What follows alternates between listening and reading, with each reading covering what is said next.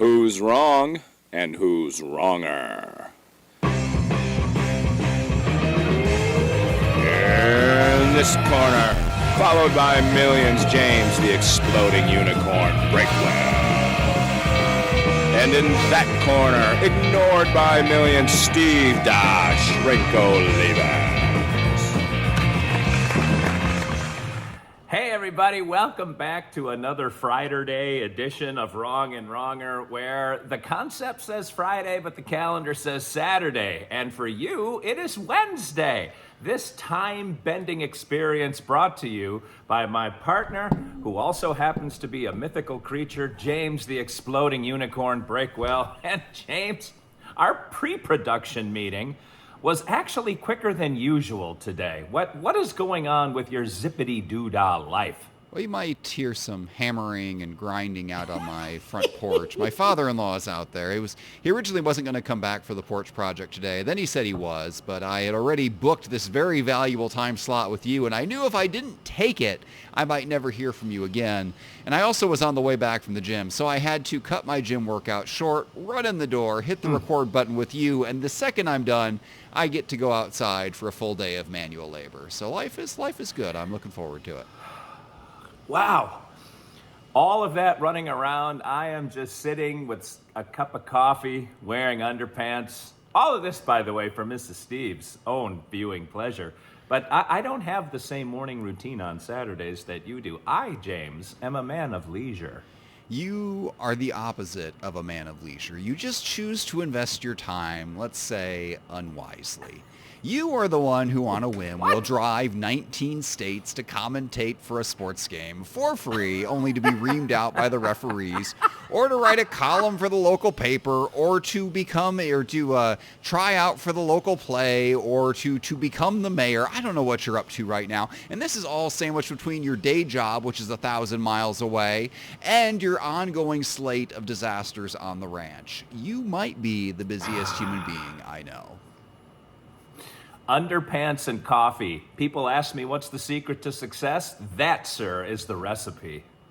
Well, all right then. Now, you're staying on brand. I am grateful that you at least wear underwear. We are all thankful for that. Are you recording outside or inside today? I am inside, sitting at our kitchen table, which is ironically not in the kitchen. You are not bound by the weather conditions. Where is your kitchen table, pray tell? It is where the bedroom used to be, and now we'll call it the dining room, although it, like many rooms in the ranch, serves multiple functions. Are you renovating again, or are you just confused about the function of furniture? No, but the closet in the bedroom is not done yet. And so, as Mrs. Steve is on to other things, like she put in a ceiling and is now working on the trim in the bedroom of the other cabin, her stuff is in the closet in the bedroom. My stuff is here in the dining room in a makeshift closet type situation. Do you even have stuff? I mean, it's kind of like putting a lipstick on the pig, you know? It just doesn't matter how much we dress you up. You're going to look like you, and that's kind of rock bottom. You know what's funny? I was just thinking, because I don't have a dedicated place for my stuff anywhere, I think you and I talked about this a few weeks ago, I tend to use the washing machine and the dryer as my hamper and dresser. And so I have many, many t-shirts, much to Mrs. Steve's chagrin. I probably have 200 or 250 t-shirts just from rock concerts I've been to and 5Ks I've run and places we've gone on vacation to. But the point is, I have maybe the same 6 or 7 t-shirts that I keep wearing over and over because they end up in the wash machine until I wash, and then they end up in the dryer where they sit until I wear them again, and that is my clothing rotation. Little insight into the mind of Olivas. Mrs. Steve is a lucky, lucky woman, man, to have such a fashion icon walking about the roomless house. I mean, her heart must swell with pride and, dare I say, lust when she sees you. It's all she can do to not swoon whenever I enter the room. Man, is there a game plan? Is there like a goal date at which point, I'm not going to say the ranch is done because that's impossible, but just the inside of the ranch is done. Give me a date for that. Well, we originally had it mapped out as a 2-year project, and now that we are past the 2-year mark, it has bled out to a 3-year project. Mrs. Steve is concerned with the inside of the house. I am far more concerned with the exterior because there is a whole corner of the house that is still wide open to Mother Nature, and that includes both weather and critters, that Mrs. Steve seems reluctant to get patched up, fixed, and have siding put over. So I don't know when we're ever going to be done, but she keeps plugging away at it. And until one of us dies, which one of us almost did this past week, I think this may extend to a 4 or 5 year project eventually.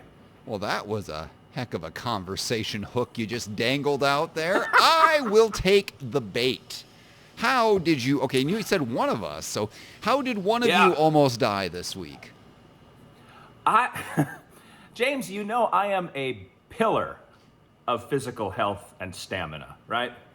Yeah, yes, we're going to go with yes just to keep this conversation moving.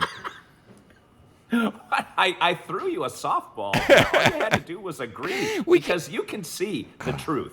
That was gonna be like a 9-hour tangent, and for once, I'm actually curious about what you have to say. So rather than derailing this conversation with a hilarious segue, I am going to allow you to awkwardly plod forward with whatever actual story you have to tell this time.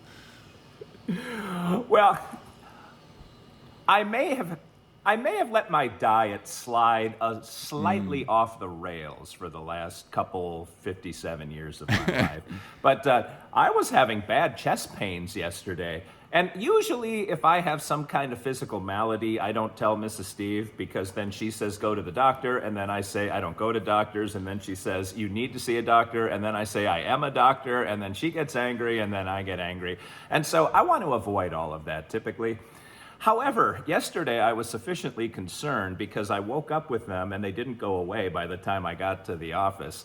But I guess it wasn't really heart related because it would burn when I would breathe. And so I think I had some inflammation in my chest. And I often say I'm waiting for the big one, which ironically is a song from about 1984. Hot little 115-pound number Lorraine Lewis in front of a band called Femme Fatale kept singing, I'm waiting for the big one also, which I can't figure out why she was waiting for a heart attack, but that's neither here nor there. But I was bitten by a tick about 6 days ago. It was on Sunday.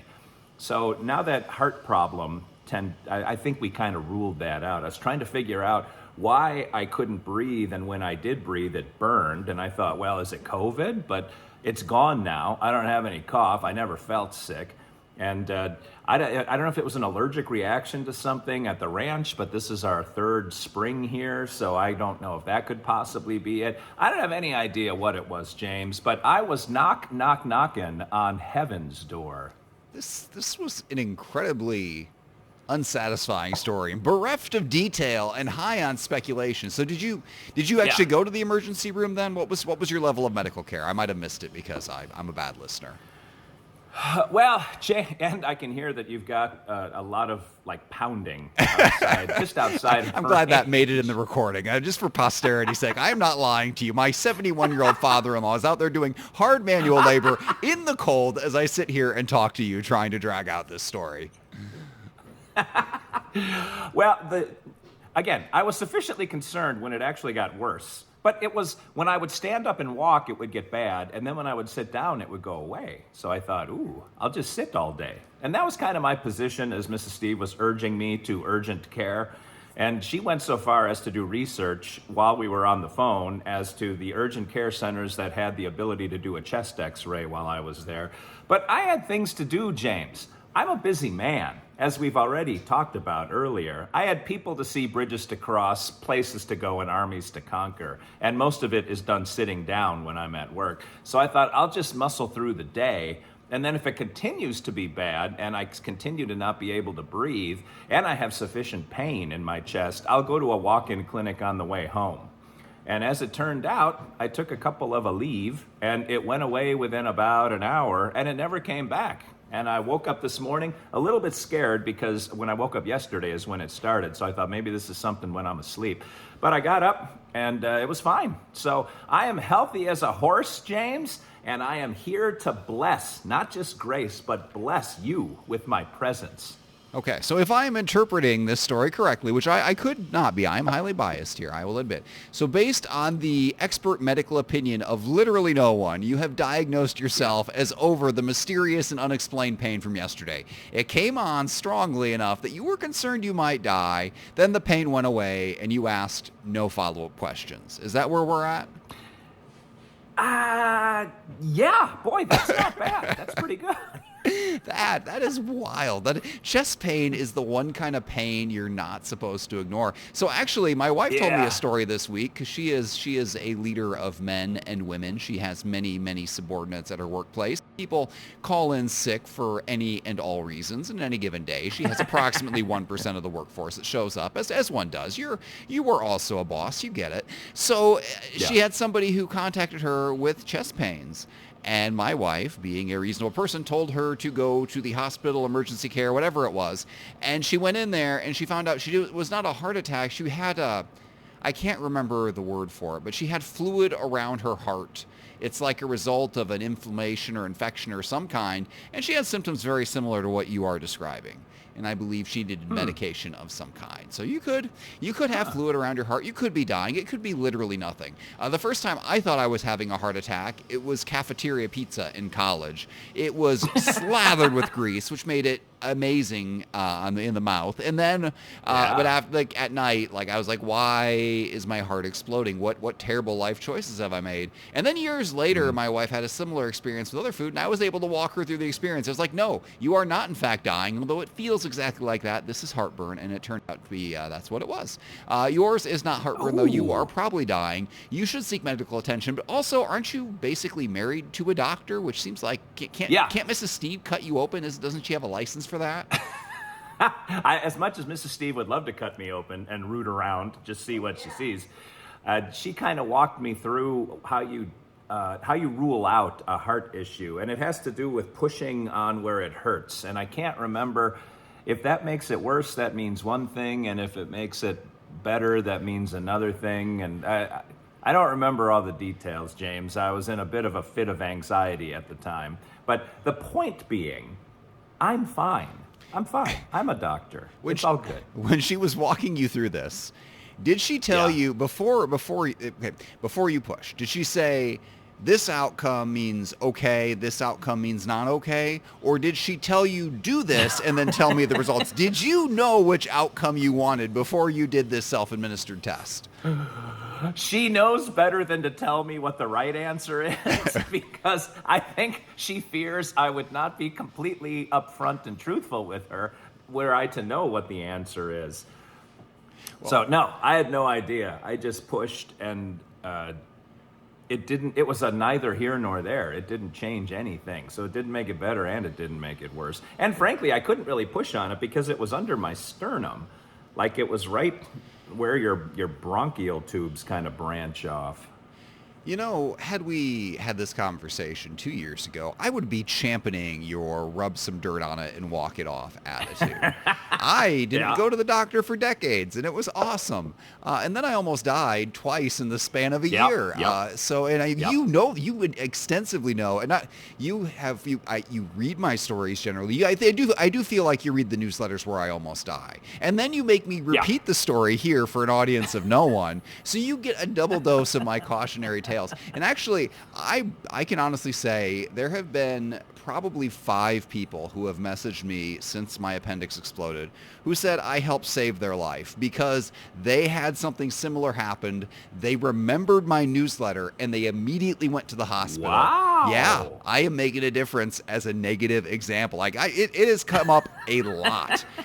So yeah, that's and there might have been one for an abscess. Actually, I had a friend who had an abscess, but his was in a spot he could actually see it, so he did not almost die. He caught his earlier. But yeah, the appendix almost killed me. In that case, though, I did seek medical attention, and you know how cheap I am, you know how durable I am, and how manly I am, and how reluctant I am to go to the hospital. So when I went to the hospital at 3 a.m. and accepted that ridiculous emergency room copay, they should have known I was on death's door, and yet they sent me home for a full day, saying I was fine and also possibly a big baby, until I came back 24 hours later in septic shock.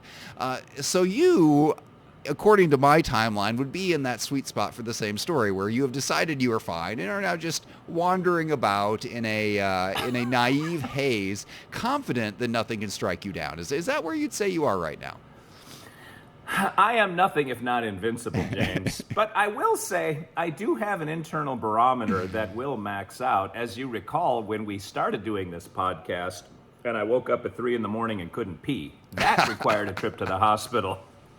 And that required surgery. And that I did go through, albeit a bit reluctantly. But James, I only have so much PTO. I can't be burning this stuff by going to urgent care. Like, I want to make it count. Well, you do have nights and weekends. Like, you could go to the hospital in your non-work hours. Use your leisure time to keep yourself from dying. That would be my expert recommendation. That was the plan. If it was still bad when I was going home, then I would stop somewhere. But it resolved within about an hour, and I've had no symptoms since. So, in Steve world, walk me through what you think happened in your body that caused you, would you say, pain and dizziness when you stood? No. There was, and nothing radiated down my left arm, nothing like that. I didn't particularly have shortness of breath any more than I usually do when I stand up and walk around. But it started when I woke up, and I went to pee, and I was standing there thinking, I have discomfort. I wouldn't call it pain or anything, but there was discomfort in my chest. And I thought, well, that's kind of weird. And I walked it off, kinda. It almost went away. I had coffee. I drove into work. No, actually, I go to the gym in the morning. So I drove to the gym, and it wasn't quite gone. And I noticed when I got out to get gas halfway, it came back. So I started putting 2 and 2 together, that when I stood up and walked around, it got bad. And when I sat down and relaxed, it got okay. Well, I did my full workout, and it was fine. It wasn't awesome, but it was fine. And then I got to work. And I went from my office to the little kitchenette area, which is probably 50 yards max, and walked back and thought, oh my God, it's bad. And I sat down and it didn't go away. And that's when I texted Mrs. Steve, because I thought, if I die, she gets rich. And I at least need to let her know that she can start dusting off places in the cabin where she can buy new statues of me that she'll probably have commissioned by some Italian artist. But that's when I texted her, and then she actually called. Like, apparently this is not a conversation to have via text message. And it just went from there. And then I took the leave, and then it was okay. This, you know what, this might be our best podcast ever. Not for content, which is terrible, but because we are going to set a record number of YouTube comments. I am going to call it now. Facebook comments everywhere, wherever we share this, because we are going to tell the story of how you had heart attack-like symptoms, completely unexplained. You did not seek medical attention. They went away, and you decided you're fine. And we are going to have 1,000 comments of people telling you to immediately seek medical attention. You know what people on the internet love more than telling you your kids are going to die? You know what they love more than judging your pigs, or love more than just calling you a terrible parent? They love diagnosing you with a medical condition over the internet. Yeah. Oh man, I made a joke one time about my kid wanting 2 glasses of water in a row at bedtime because they didn't want to go to bed, and like there was somebody diagnosing them with a condition. Like, there is, consequently, that is the one comment genre that gets under my skin the most. That just people who have never met my children diagnosing them with some terrible and incredibly serious disease. It drives me nuts. But you now are going to experience the same thing, because I can't even resist diagnosing you, and I don't care about your survival at all. I have zero investment in the outcome of this story. Man, those comments are going to be lit. I think our record right now is probably 6 to 8. probably closer to 6. So we'll see if we hit 9, it will be a record one way or the other. I bet we get 10 comments calling you an idiot and telling you to seek medical attention. But I guess I think we'll get 10 comments. Really? Yeah, but I guess we've never gotten 10 comments. It depends. Oh, so it depends on a couple things. It depends if I remember to share it. If I don't remember to share it, the YouTube video only gets like 60 views. Like the audio form, I think, has a organic audience. It does better than that. Yeah. But yeah, and I think you get quite a few comments on Twitter. So I don't know if we're counting that or not. Now, my Twitter followers will not care if you live. I will say that right now. Your Twitter followers, man, I dare say you are more beloved in your small niche than I am in mine. Like my people, I am just a character in the corner of their imagination, and they could not care less. You are an actual person under your real name, posting your real life disasters, and I think people are going to care that you're about to die. Ah, boy, that's a coin toss. It depends on what else. Like, what else is in the news that day? I love for once you dangle the bait of I almost died, and you actually might have almost died. With all the hyperbole we lay out here, like, oh yeah, I had serious chest pains, and then didn't go to the doctor, and it went away, and I'm probably fine. Like, that is not the way I saw that story going at all. I at least thought you had, like, a doctor say, oh, this is a false alarm, or this or that's what it was. No, it's like, it is still a full-on mystery, more of a mystery than what was in that box in your office, more of a mystery than the mysterious grave on Rattlesnake Rush. This is the greatest mystery of all. What is going on inside Steve's chest in the vacant hole where his heart should be? Well, see, you have hit the nail on the head right there. In order to have a heart attack, you need to have a heart. I have neither that nor a soul. And so I'm fairly certain it was just a brush with asthma, even though I've never had asthma. You can develop late life asthma. I'm pretty sure I saw that on the internet somewhere. But what I love about this is, again, you are married to a medical professional, and you currently have no follow-up steps planned. You're not like, boy, this is a wake-up call, and I'm going to change my diet and exercise, or I'm going to go and start seeing a doctor regularly. Your plan is to do nothing, to do absolutely nothing, and just keep on going, and everything's going to be fine. Is that an accurate summary of the current situation? It's not only the summary, but the proof and the pudding are meeting. Because here I am. You have survived for one full day following chest pain, which, by the actuary tables, if you survive one day after chest pain, you're probably going to live forever. Yes. I no longer have to pay life insurance because it's irrelevant. I am glad we can laugh about your impending death. You know what's going to be the most tasteless thing ever is when we post this and like a day later you die. I'm about to make a request. If this actually does die before Wednesday, man, you gotta die before Wednesday and before you schedule this, because you control the audio form. So you die, and I'm like, well, I can't run this video, and then the audio still goes up. Like, oh no. Actually, is there a contingency? Can Mrs. Steve access your Twitter account? If you died, would we even know? Well, she can grab my phone and put a note on Twitter. That's really a good point, though, because I've had followers die, and like their spouse, it was his son that reached out and write DMs to like their favorite people on Twitter and say so-and-so passed away the other day. So without that, they just kind of disappear and nobody knows what happened. So yes, I'm sure Mrs. Steve, in her delight, would grab the phone and at least tell the world of my ultimate demise. Okay. Well, from her new Maserati. Stress that Wednesday deadline. It's Wednesday, 8 p.m. Eastern time. I need to know before then, before making the ultimate faux pas. Although on my side, I think I could post this and just not explain that you actually died and just have no more episodes. And I don't think anyone would notice in that case. And people would not think twice. They'd be, now I can watch Rogan. I think Judy P would wonder why her annual package got returned to sender, but maybe not. Maybe Mrs. Steve would open it and enjoy the spoils. Because after all, Judy P just copies the things that I like and then sends them to you as an afterthought. I'm sure Mrs. Steve would like those things too.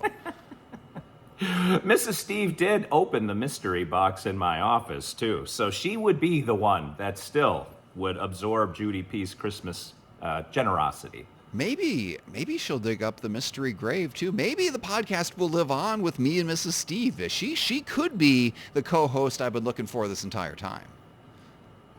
I don't know. People would watch and think, boy, Steve was so much better. Oh, we've set the bar so low, so low. Well, I do need to actually get out to that porch. I hear my father-in-law walking around in the background, so I will actually spare you. By the way, as a teaser, we did get in a 10 minutes question, which I ruined your week with by telling you we had to record 2 podcasts this week, and now I'm going to bail on that and say we're only going to record 1 podcast today. But you don't have much time left to live anyway, so I'm going to dismiss you early to go and enjoy this time and say spend time with loved ones, plural, but maybe just loved ones, singular. There's got to be somebody out there who liked you. The dog likes me. Yeah. All right, that was your cue to take off with the outro. I'm not the outro guy, Steve. I really set it up so you can spike it. I was peering over at Mrs. Steve, and I didn't see love, I saw lust. That's what I saw, James Breakwell. But until we meet again, and dare I say, if we meet again, this is Steve, the Exploding Heart Olivas, for James, the Exploding Unicorn Breakwell, saying thanks for watching, thanks for listening. If it goes away, it was never a big deal in the first place. And as always, 2 wrongs can make a right. A few moments later. Hey everybody, and welcome back to Wrong and Wronger. Like Lazarus, we are back from the dead. I am Steve, still alive and kicking Olivas. He is James. He looks poor, mostly because he is Breakwell, saying thanks for hanging with us through this brief hiatus where I kind of made a deal with the Grim Reaper, James, and I'm back for the attack with you. Man, I feel like it's been almost 7 weeks since we had a conversation. 7 weeks since we've said a single word to each other. Is there a particular reason for that? Because I know last time I was... Well, actually, you know what I did? I did something I swore I'd never do. I did the unforgivable sin. Are you feeling full of grace and generosity today? Because I'm going to need to ask your forgiveness. I have a new lease on life, of course. I went back and I listened to our most recent unaired episode of Wrong and Wronger with the conversation we had at a very pivotal moment in your life, and that I'm hoping we can make part 1 of this to have a very interesting juxtaposition of part 2. So hopefully this is like minute 26 of the longest episode ever of Wrong and Wronger. So what happened the moment after we stopped recording that episode? Oh, I was so smug back then, James. It's interesting, in the half hour leading up to right now when we're recording, I had to actually kind of rehearse the story because I haven't told more than maybe 2 people this story because I haven't been able to talk to people. Man. Like you were one of the first ones to write to me and say, hey, I'm going to call. How you doing? And I'm like, I can't talk because it wore me out. When I first came back from the hospital, I literally couldn't say a sentence because my lung capacity was so low. If anybody remembers the show Malcolm in the Middle, there was a character named Stevie, ironically enough, that had lung issues.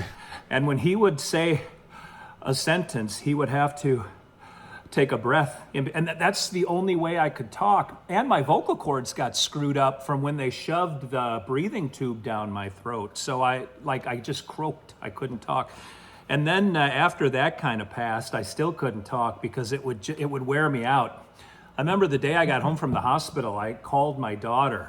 I haven't talked to my father. I haven't talked to my son. I haven't talked to people because it just kills me. And my daughter and I had a conversation that I don't even remember. And there was some miscommunication and the whole thing got screwed because I wasn't right. So I appreciate everyone's generosity, and so many people reached out, both locally here and online, and I just apologize that I had to put everyone off, and that includes you, Breakwell. Well, if you need to take breaks in this, that's fine. This is obviously our lowest priority, and also, I would be happy to tell your story from my extremely limited perspective very far away. I have noticed you have never been as active on my social media as you've been over the last month and a half or so. Like I see you pop up all the time, so I know you're lurking out there. I gotta say, so anyway, I actually accidentally probably had the frontest row of seats to this beyond Mrs. Steve, just completely by accident. So the podcast that up till now nobody's seen, and after this you probably will have just seen, we were recording the day after the first minor incident, which, mind you, after my many, many near-death experiences, I used to be the guy who never went to the hospital. But recently I have a perfect record of, I go to the hospital when I'm about to die. I'm like 2 for 2 on that. And you were telling me a story that sounded like a hospital situation, and you were pretty convinced it wasn't. And then that night, I believe the rest of the story commences, and I'll let you tell that. But I will say that after you went in for surgery, because I was texting you up till then, you were feeling pretty normal at that point, and we were communicating like normal, and you're like, yeah, going in for surgery in the morning. And then I heard nothing for 3 days. You didn't respond to a text message. No, you didn't post on your account. Nobody else posted on your account, which was ironic because the very last thing we were talking about was how would I even know if you died? So then I started looking through my phone. I was like, well, what's Mrs. Steve's number? I think he usually calls me from that. And I could not find it. So my next step was to start Googling obituaries. And I kid you not, as I opened up my phone to start looking for obituaries, you sent me back a single thumbs up.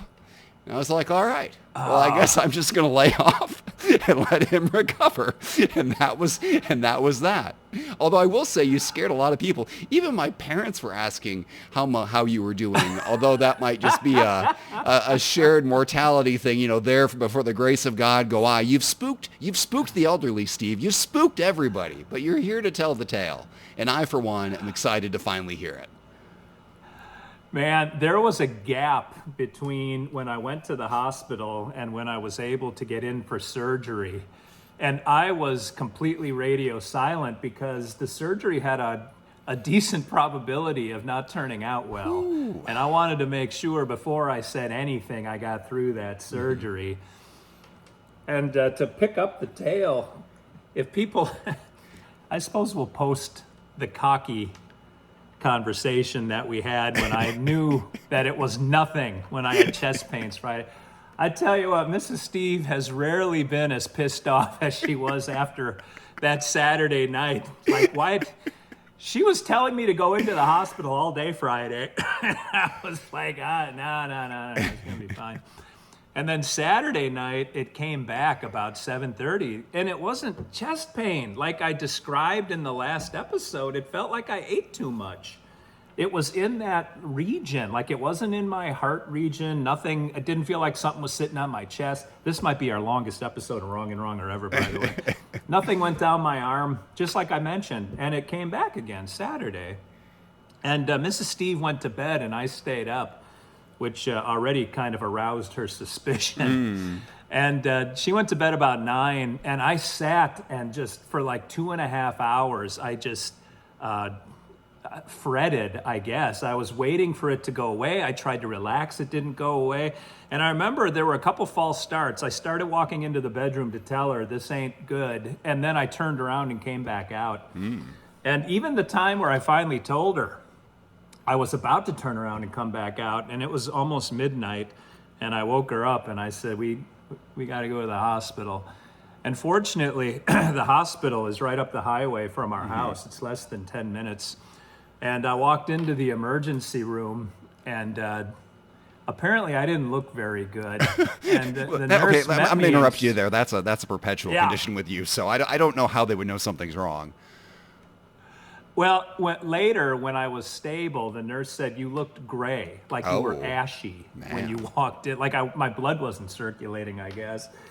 And I said, I just need you to tell me it's indigestion and it's nothing and I can go home. And they hooked me up to all these things. And the nurse said, well, it's not indigestion and you're not going home. Ooh. And she said, the weather conditions are right. We got the helicopter coming. They got to take you into the heart center at St. Thomas in Nashville. Man. And I said, oh.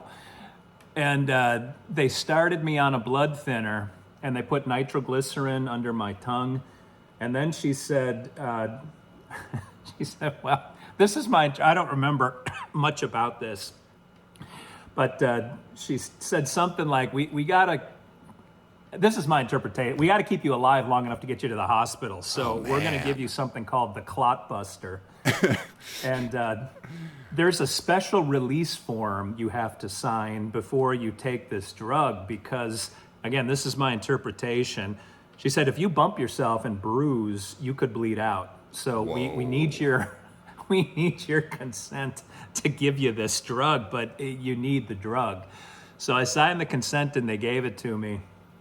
And then the helicopter people showed up and they got me on the chopper. And by the way, this is early March and it's cold and it's after midnight. And I had to leave my jacket behind at the hospital. Mrs. Steve went and got it. And then the hospital's like an hour 15 driving from our house. And Mrs. Steve had to make that trek. And the helicopter was maybe 15 or 20 minutes, which, by the way, there's no heat in the helicopter. So I'm freezing in there. Wait. Yeah, and there's two nurses that are like fiddling with all of these, I forgot what they're called. They're things that they stick to your chest, and their hands are freezing. And I was just thinking, I think I texted this to you. I kind of thought my first helicopter ride ever would involve volcanoes or a cityscape at dusk. But no, I'm going over the hills and dales of rural Tennessee in the pitch black, freezing to death. But then we got to the hospital, and it was just like in the movies, like a whole team of people rushed out and met the helicopter and pulled me off. And as they're wheeling me up to the hospital, now I have the helicopter blades churning up a lot of wind and I'm freezing. But they're asking me a bunch of questions about what I ate, when I ate, what it feels like, and I don't remember the conversation, but they got me into the cath lab because they were going to put stents in. And they went in through my wrist. You can probably still see there's a little scab there. But the cardiologist said I think it's an EKG, is normal. So the clot buster did what it's supposed to do. Let's do this. Because the clot buster's still in you, it's actually dangerous to try to put a cath up your arm and into your heart. So let's wait till Monday. This is like 3 a.m. now, Saturday into Sunday. It's hard to tell what time it is because that was daylight savings time night and all the clocks were screwed up. And he said, let's wait till Monday morning. We'll bring you into the cath lab. We'll get those stents in. We'll fix you up. I said, okay. So they got me up to my room. It's like 4 a.m. Mrs. Steve was already there. And she went home and went to bed. And then Sunday, I just kind of hung out at the hospital.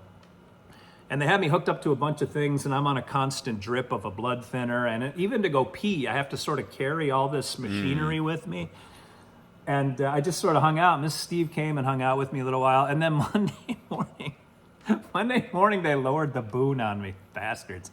So they got me down to the cath lab first thing Monday morning, and the cardiologist is there, and the anesthesiologists are there, and they're like, all right, we're going to put you under. Next thing you know, you're going to be good as new. I said, okay. And I don't know how long I was out, because you've been out, like it feels like a second, and then you're back up again. And the cardiologist was kind of leaning over me, and it felt like his face was right in mine. He said, well, I got some bad news. And I said, what? And he said, what you got going on cannot be stented. They're going to have to open you up, and you got 3 or 4 bypasses coming. I said, all right. And then I went back to the room, and a little later, the cardiothoracic surgeon comes in, and he said, we can either get you tomorrow or Wednesday in for surgery, but I've got to get some imaging to see which veins we're going to harvest. Because I guess they can either pull veins out of your forearm or out of your legs. And they actually pulled one out of my chest, too. And now it's interesting, I don't sweat on my left side of my chest because they also took the nerve out of there. So I've tweeted this a couple times. I think you've seen it. My left boob is completely numb, and it doesn't sweat. Like, it's a really weird thing. But he said, so let's get you in for imaging, and we'll see if we can get you in tomorrow or Wednesday. I said, okay. So all day Monday, I'm in doing imaging this and imaging that. And Tuesday morning, he came in and said, well, I got good news and bad news. I said, what now? And he said, the good news is we can get you this morning, but the bad news is there's something with your aorta that I don't like. And I thought, well, it's sort of served me well this whole time. I'm kind of good with it. And he said, I'd like to get you in for more imaging because I might have to replace the aorta. I said, okay, that sounds like something we should probably take a look at. So he said, too, that I have 4 blockages of near 100% or at 100%, God. including the Widowmaker, the left descending aorta, I think it's called, or left aorta descending. I don't remember. How were you But, walking around? How would you? You've been living a completely normal life. What was going on? Like I said in our last episode, I was running on the treadmill the day before. Like, I had no symptoms. And people on social media are like, what should we tell guys your age? Like, what should they look out for? I said, I don't know, nothing. Like, get checkups regularly. That's my only advice. And anyway, so Tuesday, I'm going back in for more. I went into an MRI machine, and that was weird. But he came back in and said, well, your aorta, his bottom line was, your aorta's not great, but it's good enough. And I said, good. And so he said, let's get you in first thing in the morning tomorrow. And I said, okay. So Wednesday morning, and by the way, they don't let you sleep in the hospital because every 4 hours or 6 hours, it's like Jeff Gordon's pit crew comes in to get all your vitals. They weigh you at midnight every night, which means you have to physically get out of bed and go step on the scale, which before surgery was annoying because I would sleep. After surgery, I was awake all night anyway. I couldn't sleep, and I still have trouble with sleep. But so Wednesday at like 6 a.m., I didn't tell Mrs. Steve this part, but the nurse that came in to shave me, she was young and she was kind of hot. And she shaves everything from like the bottom of your beard down. And I don't know why exactly, but she screwed up my beard. So that's why I just have a mustache now. I just shaved the rest of it. But everything gets shaved. And I've talked to a few people about why that is, because they don't go in your armpits, right? Like they do go in your groin, kind of. They get into the femoral artery, but they don't go in your shins. No, actually, that's where they harvested a vein. But I think what I've heard was that for people that have like lice, that this makes sure that the surgeon doesn't have to deal with anything creepy crawly when you're in there. So they shave you like a Ken doll. But then I went down and I was freaked out, and Mrs. Steve thought I was going down at 8, and they took me down at 7. So she did about 100 miles an hour, and she was weirded out when she got there. And then they just had me wait, and it was almost an hour that she and I were waiting. And I was thinking, I could go home right now. Now we could record wrong and wrong. Everything would be okay. It was obviously your top priority. I'm glad this podcast remained top of mind. But then they took me in, and this was not the cath lab. This was full OR. This was like you see in the movies, and it was vast, and there were things everywhere. And there were like probably 10 people in there, and it was a major ordeal. It took 6 hours. They actually stopped my heart for 6 hours. So in the eyes of God, I was dead for 6 hours, and I came back when they restarted it. But the other thing is they have you laid out like you're nailed to a cross. For 6 hours, they have you stationary. And so my shoulders were all screwed. So I couldn't barely move my shoulders when I woke up, except I didn't wake up all the way. They had me in the intensive care unit, and I was sort of in and out of consciousness. And I remember they had to move me to a chair. And I'm like, I can't make it to a chair. I remember having this weird fever dream conversation with the nurse, and the nurses were all super nice except in the intensive care unit. Like that crew, I have nothing but disdain. So they had to get like 3 people to lift me out of bed and set me in a chair. And I remember it was so painful. She gave me a shot of Dilaudid, and my life turned great all of a sudden. But I just sort of nodded off, and they had me on Dilaudid the whole time down there.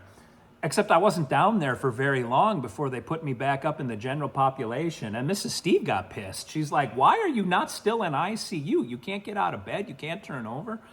But anyway, I spent 9 days total in the hospital. And I probably slept, I'm not even exaggerating, in The 5 days post-surgery, I bet I slept roughly 5 hours total. Like, I couldn't sleep. And I tried everything. I didn't take any painkillers after the Dilaudid because I was never really in pain. My body was sort of in discomfort. I was agitated. But one of the kind nurses, it was a male nurse, he said, listen, I don't know if you know this, but we're authorized to give you a double dose of the painkiller if you want. And I said, all right, come back in around 10:30, and I'll be in pretty bad pain. And I was. The pain hit a 7 on the pain scale. It's weird how that works, James Breakwell. And he gave me a double dose of the painkiller, hoping it would help me sleep, and it did nothing. It's like, well, this is not working out well. Oh, and the other thing, I think I tweeted this. After, the surgery was on Wednesday. On Saturday, my nurse came in and said, listen, if you don't poop, we have to go in after it. And I said, what? She said, you need to poop. And that's when I started walking. Like, I couldn't stand up very well before then. And she gave me some like pill laxatives. And I walked back and forth in my room almost all day. And by the end of the day, I had a poop that would have probably ended the Civil War had it happened at the Mason-Dixon line in 1865. Like, it was epic. It was my best poop ever, James. Like, people in the room next door had to do a little mop up after this one. But that was good. So finally I'm discharged and I came home, and it's been nothing but good since then. I'm walking about 10,000 steps a day now, and I still can't sleep to save my life. Like, I've tried about everything. Last night I actually slept. Once in a while the sleep stuff works. Most of the time it doesn't. But I'm here with you now, and I guess I'm still alive, and I've had the follow-up with the surgeon, and I got a primary care doctor. I've never had one before, so that was fun. And everyone says the same thing. Oh, and everyone on social media says, yeah, the sleep stuff will work itself out. It'll come back. And I haven't seen any improvement in 7 weeks. But here we are. That's my story, and I'm sticking to it. I guess a few points of order. One, you're new to this whole almost dying thing. Up till now, that's been my shtick. I don't really appreciate you stealing it, but there's not much I can do now. You really committed to the bit. But what you do when you almost die is you wake up the next morning, preferably around 4 or 5 a.m., and you start writing your next newsletter, and you monetize that pain right away at the first available opportunity. So when you went radio silent for 3 or 4 days, I was worried, but more importantly, I was offended because you had broken the natural order of things. I don't get the sleep thing though. Like, if you're not in pain, why no sleep?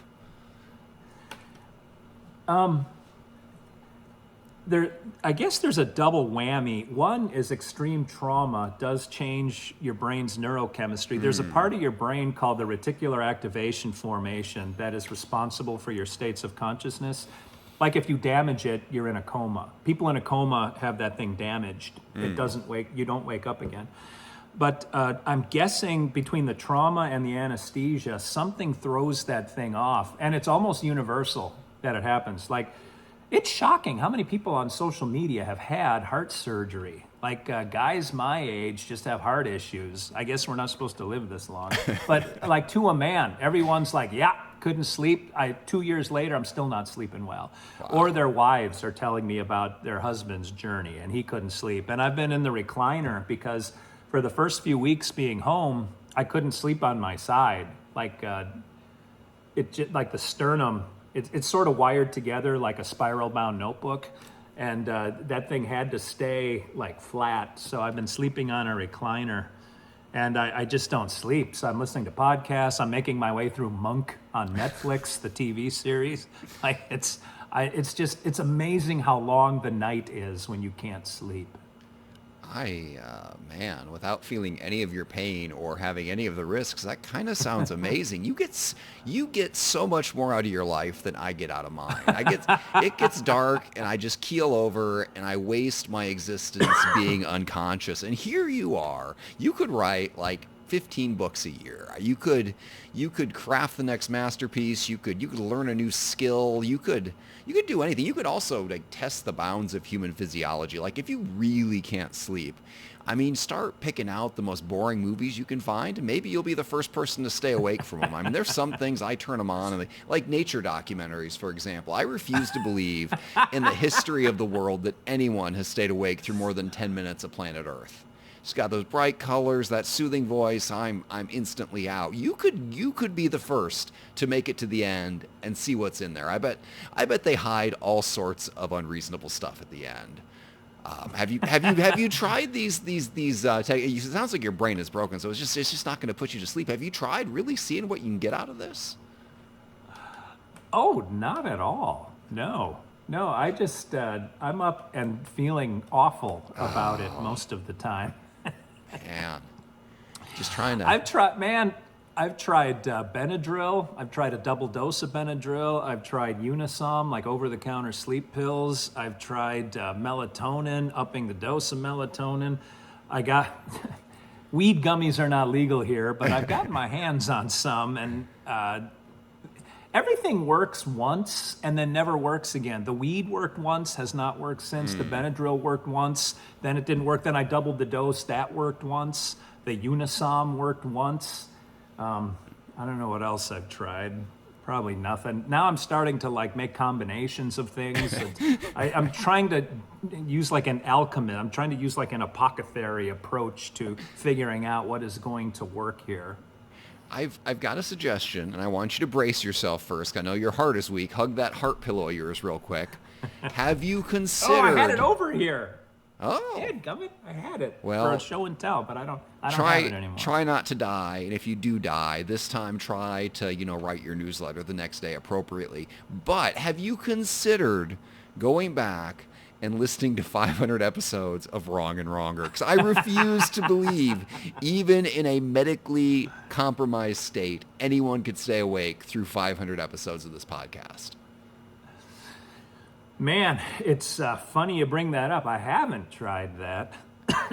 I don't know that anyone in their right mind would do it. I worry more about my mental health versus my physical health if I listen to that much Wrong and Wronger. I don't know how a few of our super fans have done it, to be honest with you. Man, and once you started dying, once the word got out, so the day that you after, I guess you probably had a minor heart attack or something, then I talked to you in the eye of the storm, and then the big one hit. Yeah. So like on that day, in that podcast I just listened to, I mentioned to you that for the first time in months, we got in a question for 10 minutes to save your marriage. And I was telling you before the surgery, you got to stay alive now because we got to answer this. Well, while you were down, we got 2 more questions. We have a stockpile, a bonanza, a king's ransom of questions, 3 whole questions that will keep us in content for literally 3/4 of a month. So good times are ahead, my friend. I don't know how in practice I am. Like, I've been out of work this whole time, and I'm not going back till June 10th. So I get a nice 12-week vacation that I'm in the middle of right now. So I haven't done anything psychologically related. Well, you've certainly impacted the psychology of everyone around us. It sounds like a head trip, and it's been interesting to see the not super cheerful Steve, because I didn't think anything could keep you down. But here you are. You came back to this. When I reached out to you, I was like, boy, he's been looking for an excuse. He's been looking out for an out for a while. I wonder if he's going to tell me, I'm awake 24 hours a day with literally nothing to do, and I do not have time for you. This is the end. But yet here we are. And I'm glad, because I actually did not call you during that time, because it's like, you know what? 1, I'm hilarious and I was afraid I would kill you. But 2, I thought, you know what? This first contact, this needs to be authentic. I need to get the story out there, because let's be honest, it's a shame to waste any information on me. It should always be distributed to a slightly wider audience of 2 or 3 people. Well, Judy P., I'm sure, will appreciate the update. Man. I tell you what else has been kind of an unusual consequence of all of this is I've lost like 30 pounds without even trying in 7 weeks. Mm-hmm. And for 1 week I was stable. for the first few, my body was so desperate for protein. Like I lost all my upper body muscle. Like I used to be pretty thick up top, and then my body just ate all of that. I literally couldn't eat enough to keep up with what I needed to heal. And in fact, because I was up all night anyway, I used to eat a full meal around 3 a.m. just to try to get another meal packed in there. And I was running such a deficit. I lost 20 pounds in the first couple of weeks, maybe 3 weeks. And then this past week, I started losing again. I lost 5 pounds in the last 7 days. And I don't know what that's all about. But I was worried about it at first. Like, I was like, holy crap. I just can't eat any more than I am, and I'm worried about having this thing eat me up from the inside out. It's a weird thing. My emotions were all over the road for about 2 weeks. Like I would just burst into tears, like just having a conversation with my wife. I'm like, God dang. Like it was such a weird upheaval of life, just both existential and physiological. I recommend it for everyone, James. Yeah, that sounds like a trip. It sounds like you're describing a good time that would be enjoyed by all. Holy cow! Yeah, that's okay. So, I have seen the tweets. I have been following your tweets closely ever since I legitimately thought you might be dead. I have been a little bit concerned. I've been checking up on you, but you make it sound, man, like you were like Hulk Hogan going into this. Like, how much upper body strength was there to lose there? Really? But also that does come back. Muscle memory is a thing. When I'm busily not listening to our podcast, I listen to a lot of weightlifting podcasts and stuff like that. And honestly, when you get back to the gym finally, you will have steroid-like gains because your muscles remember, however it works, what size they used to be. So for a brief period, you may actually look, I'm not going to say attractive, but perhaps less unattractive. I have a question about your depression meals, though. I see you posting them, and I guess I don't understand what you are and aren't allowed to eat. And I say this as someone who has, over the past few years, experimented with some of the stupidest eating patterns known to man. So, like, what's going on there? Wait, I'm not sure what you're asking. What are you allowed to eat and not eat? Like I'll see like a can of tuna and like a cracker, but then you talk about losing weight. It seems like there are other foods you could eat to, not lose weight. So what are the rules? What are the boundaries of your life right now? Well, the funny thing is when they sent me out of the hospital, even at my discharge meeting, there was a lot that they don't tell you. Like I didn't know what I could eat. I didn't know what I could get my heart rate up to. I didn't know. I'm not sure Miss Steve wants me to say this out loud. I didn't know when I could have sex again. Like they don't tell you any of this. Oh man. So I had to research online all of this stuff. And for the first week, like I had to sort of hold Mrs. Steve while I walked. They want you to walk every day. Mm-hmm. And the first couple of days I just walked in the house because I would walk 20 steps and I'd have to sit down. And then when I finally got outside, I would have to hold Mrs. Steve in the driveway and just walk a little ways and turn around and come back. But after everything kind of got rolling, I really didn't know how to eat or if walking up a hill I could get my heart rate above 80 or 90. Like I was worried about all that. So I don't meet with the dietitian until I think May 15th. So for now, the only instruction I had was don't eat too much salt, don't eat too much cholesterol. And so those are the two things I've been living by. The one thing I have put into my diet, like when I started cardiac rehab this week and my blood pressure is pretty low. Like this morning it was 99/69. And the nurse said, you're gonna drink something before we get started here. And I said, okay. And usually they give water. I got Gatorade to try to get some salt in me. But I've added, to try to keep my weight on and get a little salt, I've added salted cashews. So I have a lot of cashews because they're packed with a lot of calories. They're reasonably low in cholesterol. And then mine are lightly salted, but I've got to add a little salt in because when they first send you home, they have you track your weight because they're worried you're going to retain fluid. So I started tracking my weight, and they're like, if you gain 5 pounds, you call us and come in immediately. I said, okay. And I lost like 5 pounds in the first 3 days. I'm like, this is not working out the way it's supposed to. And so anyway, a couple weeks ago, I added the cashews, and I'm eating a lot of those. And that helped buoy my weight for the first week, and now it isn't again. So I don't know what I'll change. Man, I would enjoy an all cashew diet. You don't have to sleep. You can live on cashews. You're really selling this whole heart attack thing to me. I might consider it down the road. I kind of like it. I think I called you a vampire in a text, and I stand by that. You are awake all the hours everybody else is asleep, but the difference is you don't have to sleep during the day either, man. That's have you considered? I mean, just really lean into this. You're wasting your time with Monk and all these old Netflix episodes. Get an Xbox. Get some RPG that takes 1,000 hours to beat, and just really lean in there. When people wonder who is this level 60 wonder who is a god among men, it will be you, the heart attack recovery guy who cannot sleep and lives on cashews. That could be your legacy. I'm not a video game guy. I did say a heart attack is better than Ozempic. If you're looking to lose some weight, I recommend it for everyone. Man, yeah, all kinds of upside. This is a very silver lining kind of episode. We have given the upside, the good part of massive heart trauma, but really the best part of all of this is that for perhaps the first time in the history of the world, I was right about something. I went back and listened to the old podcast, and there was some concern coming from my side. Now, granted, it was mixed in with me being a sarcastic jerk. I mean, that's the only way advice is ever going to come. But I recently, a friend from college reminded me of a story. He and his girlfriend at the time were walking, and he fell and he cut open like below his lip. And he and his girlfriend said, "You got to go to the emergency room. You need stitches." He's like, "Nah, I'm fine," which is the universal man response to any damage. And she said, "No, you need to go to the hospital." He said, "Fine. We're going to go find James, and he's going to be the decider."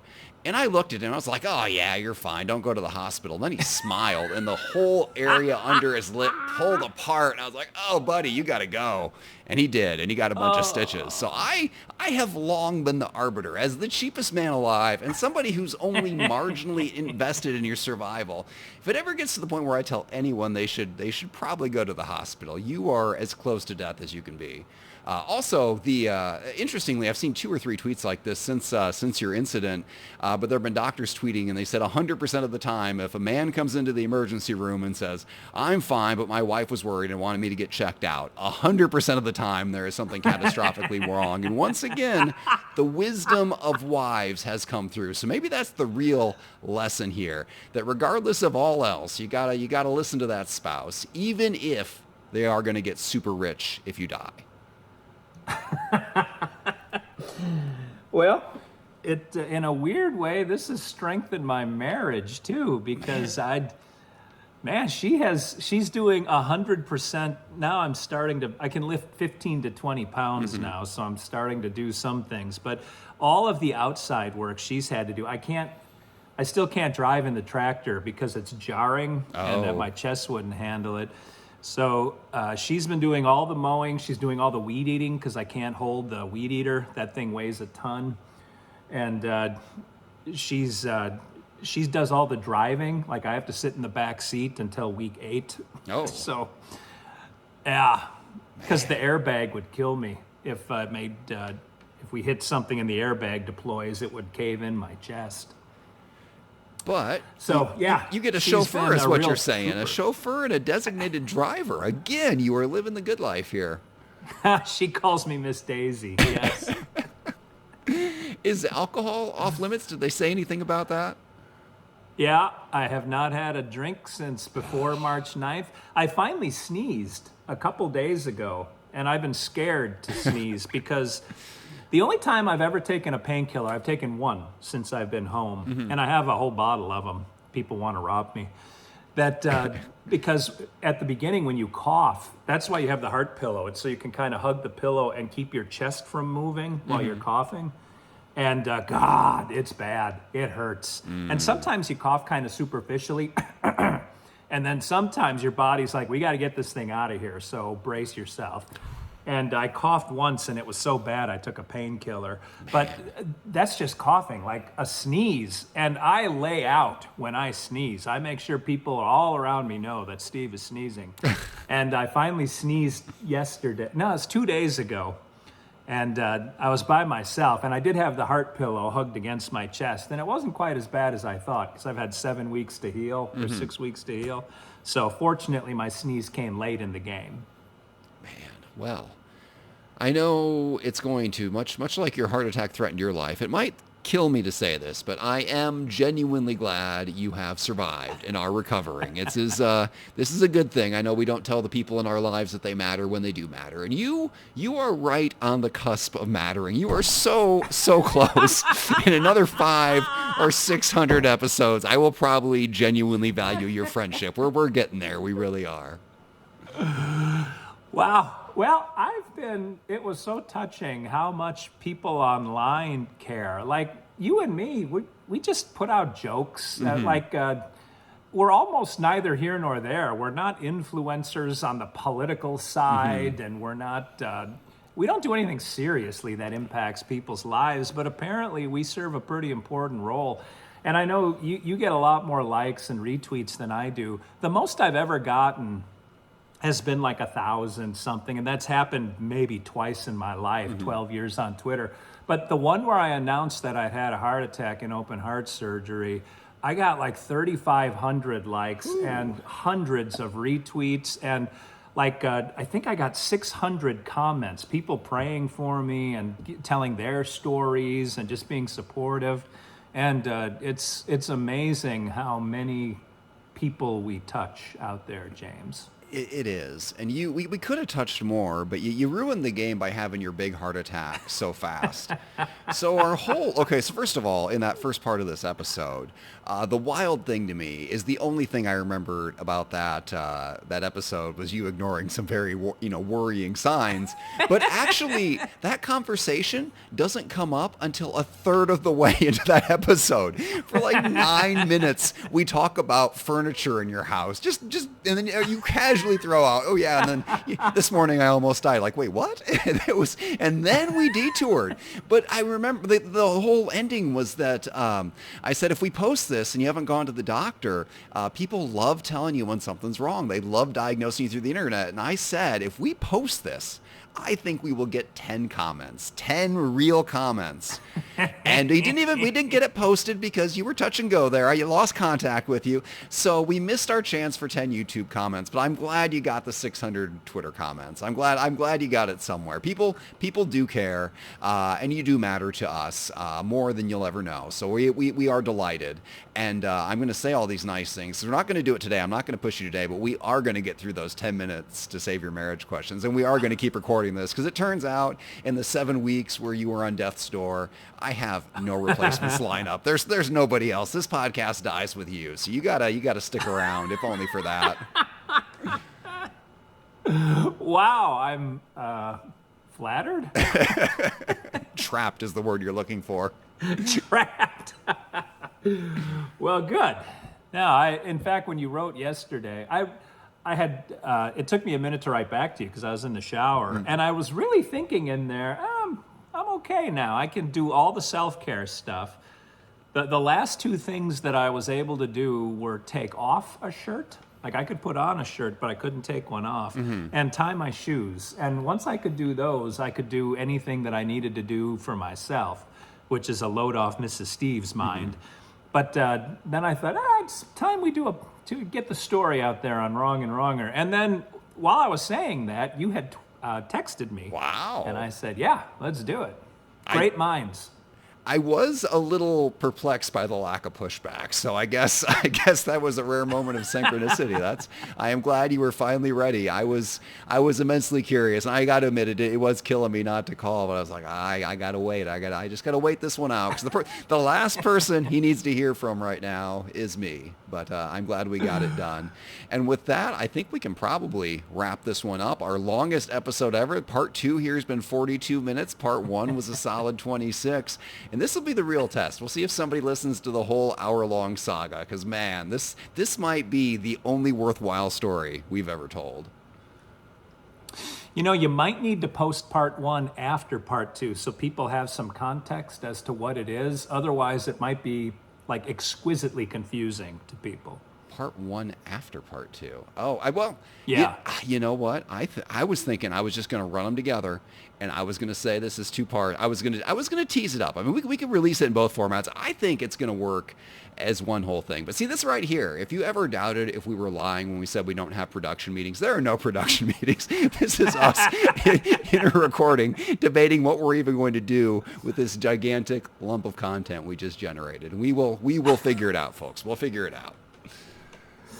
All right. Well, this has been a a triple, I suppose, as I look at the timestamp here. This has been a triple episode of Wrong and Wronger. And, I hope we're both back next week.